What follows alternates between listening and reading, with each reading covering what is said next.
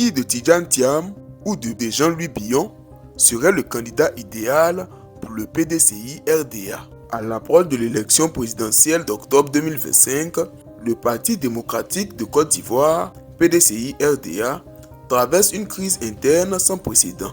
Entre incertitudes juridiques autour de la candidature de son président, Tidjane Thiam, et la montée d'une contestation structurée au sein du parti, le plus vieux mouvement politique ivoirien se retrouve au bord de l'implosion.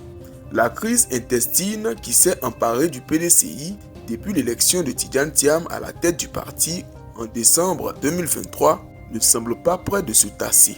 À mesure que les échéances électorales approchent et que les chances d'une candidature de l'ancien DG du Crédit Suisse s'effilochent drastiquement, le ton monte. Si les militants et cadres plus nombreux défendent coûte que coûte le choix incarné par Thiam, d'autres réclament une solution alternative. La crispation interne est telle que, annoncée ce lundi 18 août par Valentin Kouassi, président de la JPDCI urbaine à la maison du parti, a été avortée. Le jeune leader qui projetait d'appeler à l'unité autour d'un candidat incontestablement éligible s'est vu freiner net dans son élan. Dans la foulée, un collectif de militants baptisé Initiative pour la réconciliation et la sauvegarde du PDCI-RDA, IRS-PDCI-RDA, regroupant d'anciens du Messi et plusieurs cadres, a transmis un mémorandum au secrétaire exécutif. Ce groupe plaide pour une candidature alternative, citant notamment Jean-Louis Billon, membre influent du bureau politique, présenté comme un choix crédible et juridiquement solide. Après avoir dénoncé les dysfonctionnements au sein du parti et égrené de dizaines de propositions de solutions, Armand Kouakou Magloire et ses camarades ont conclu leur déclaration par ce puissant verbatim. Nous devons être prêts à mener le combat du changement, indispensable pour l'avenir du PDCI-RDA.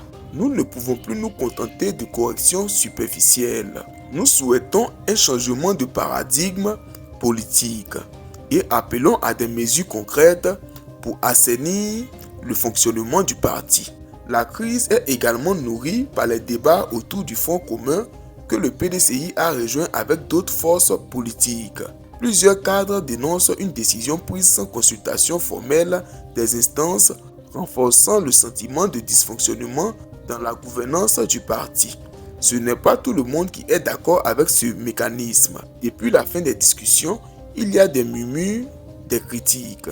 On parle même de pacte avec le diable, dénonce sous couvert de l'anonymat un cadre du parti. Autre élément qui alimente la grogne, l'absence prolongée de Tidjane Thiam du territoire national. Depuis la mi-mars, il s'est établi à Paris, d'où il anime épisodiquement des tribunes en mondo vidéo. Alors que les militants attendent des arbitrages rapides, son pilotage à distance accentue la perception d'un leadership déconnecté de la base. De fait, avec la date limite de dépôt des candidatures qui approche à grands pas, le PDCI est pris dans une équation complexe. Maintenir la candidature de Thiam et risquer une contestation juridique ou un rejet, basculer vers un plan B comme Jean-Louis Billon pour garantir une présence au scrutin ou encore négocier un compromis dans le Front commun au risque de diluer son identité historique. Il apparaît clairement que Jean-Louis Billon, qui ne souffre a priori d'aucun souci d'éligibilité, est déjà prêt pour le combat présidentiel. La caution est déjà versée, le parrainage bouclé. La suite arrive dans les prochains jours, a déclaré le député de Dabakala, dont le dépôt de candidature est annoncé pour ce vendredi 20 août. Jamais, depuis sa création, le PDCI-RDA ne s'est retrouvé face à un dilemme stratégique. Si la candidature de Thiam est validée, ce qui est loin d'être acquis, le parti pourrait retrouver une cohérence, mais au prix d'une fronde interne persistante.